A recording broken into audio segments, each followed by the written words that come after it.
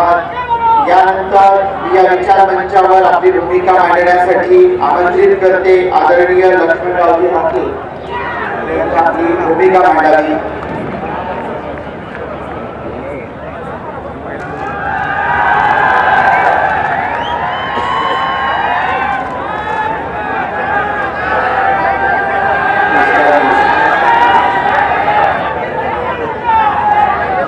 आज 25 नोव्हेंबर आहे।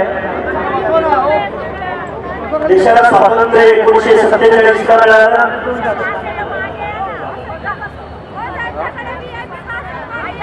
26 नोव्हेंबर 1950 ला देशाला संविधान मिळालं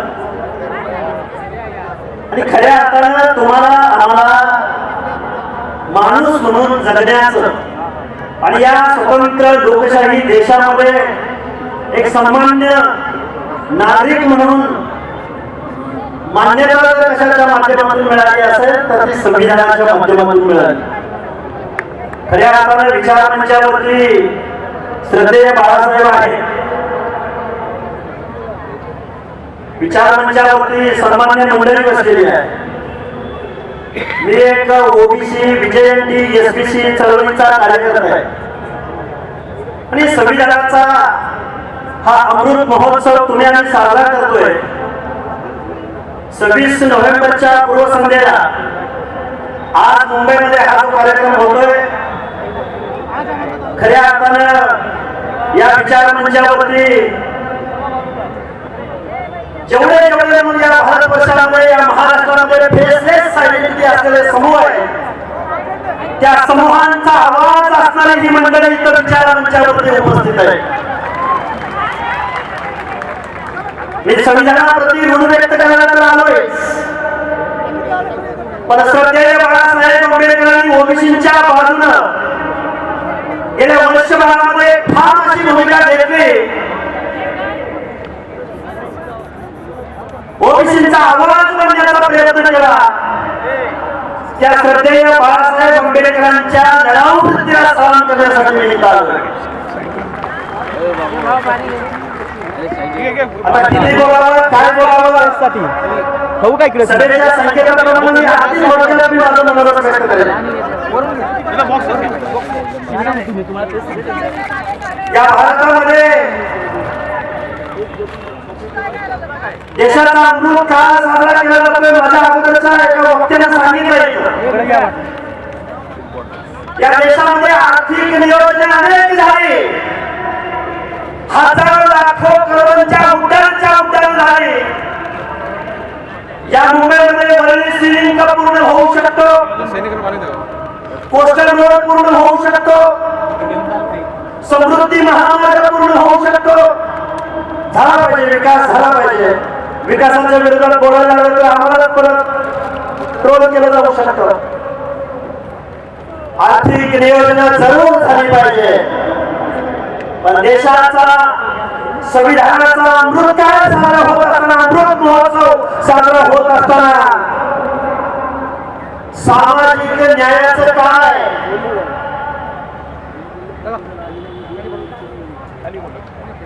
हजारो लाखो करोडो रुपयांची उड्डाण होत असताना आजही आम्हाला सोशल जस्टिस मिळालेलं नाही।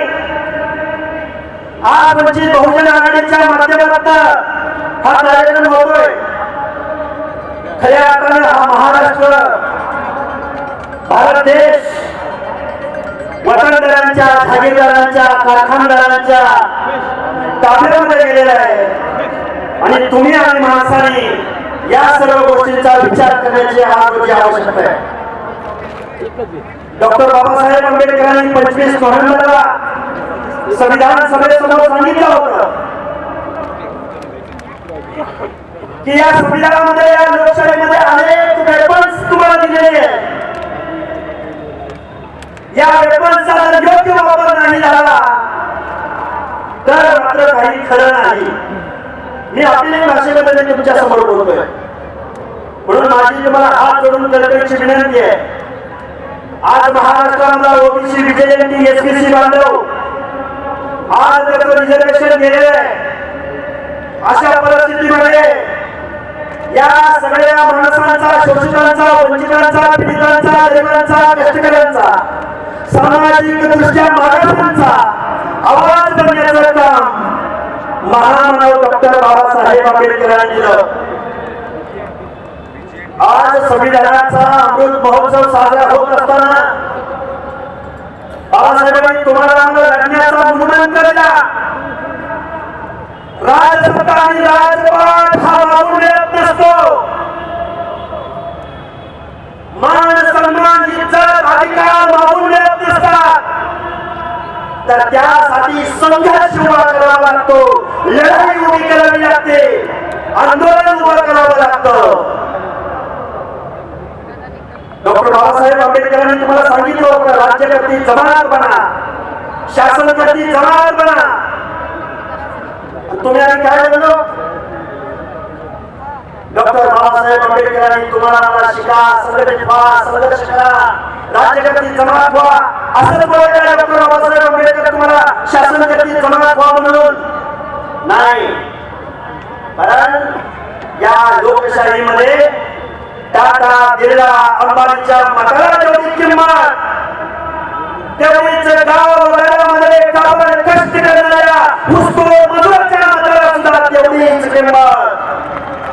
एक व्यक्ती, एक मत, एक मूल्य. तुम्ही आम्ही काय केलं? गाव वगैरेच्या शोषिताचा, वंचिताचा, पीडिताचा, गोरगरिबाचा आजही या लोकांना सामाजिक न्याय नाही भेटला. आता माझ्या शेजारी चव्हाण साहेब बसलेले आपल्या वंचितचे पदाधिकारी. आजही या महाराष्ट्रामध्ये अनेक प्रश्न आहेत. एकच प्रश्न शेवटचा मांडेल. भटक्याविमुक्त जाती जमातीमधली विजयंती मधली माणसं आजही देशाचा अमृत महोत्सव साजरा झाला. संविधानाचा अमृत महोत्सव साजरा होईल. पण गाव वगैरेला भटक्या विमुक्त जाती जमाती मधल्या लोकांचं आजही पाल गेलं नाही. पाल आजही मुंबई पुणे शहरामध्ये जमिनीशी समांतर पाल करून इथली ट्रायबल लोक, इथली भटक्या विमुक्त जाती जमाती आजही जीवन जगतात. या अमृत काळामध्ये या भटक्या विमुक्त जाती जमातीला आजही फळ भेटलं नाही, आजही स्वच्छतागृह भेटलं नाही, आजही लोकसंख्येच्या प्रमाणात आर्थिक बजेट भेटलं नाही. एका बाजूला संविधानाचं गाणं निश्चित गावं लागल, एका बाजूला संविधानाचा अमृतकाळ निश्चित साजरा करावा लागेल. पण दुसऱ्या बाजूला मात्र तुम्हाला आम्हाला शासनकर्ती जमात बनावं लागेल. तर आणि तरच तुमच्यामध्ये परिवर्तन घडू शकतं. महाराष्ट्रामध्ये ओबीसी बांधवांना मनात आवा, तुम्ही आम्ही समजावून सांगतोय. गेली वर्ष 2 वर्ष आम्ही आंदोलन उभं करतोय. निवडणुका आल्या, आजे इधर जाओ, आजे उधर जाओ.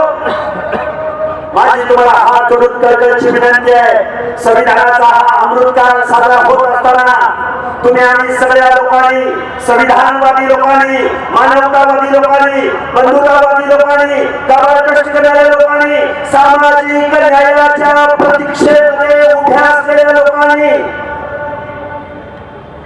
राज्यकर्ती जमात बनायला शिकला पाहिजे.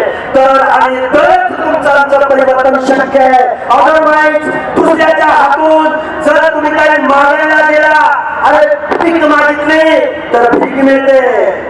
हक्क आणि अधिकाराची लढाई उभी केली तर हक्क आणि अधिकार मिळतात. हा गुणमंत्र लक्षात ठेवा. सभेचा संकेत पाळून खूप काही बोलता येण्यासारखं आहे, खूप काही बोलू शकतो, पण बाजूबाजू निश्चित परत आपण बोलू. सभेच्या संकेताला अनुसरून मी माझा मनाला थांबवतो. धन्यवाद. जय हिंद, जय भीम, जय ज्योती, जय महाराज, जय भारत. आणि जाता जाता एक घोषणा देतो.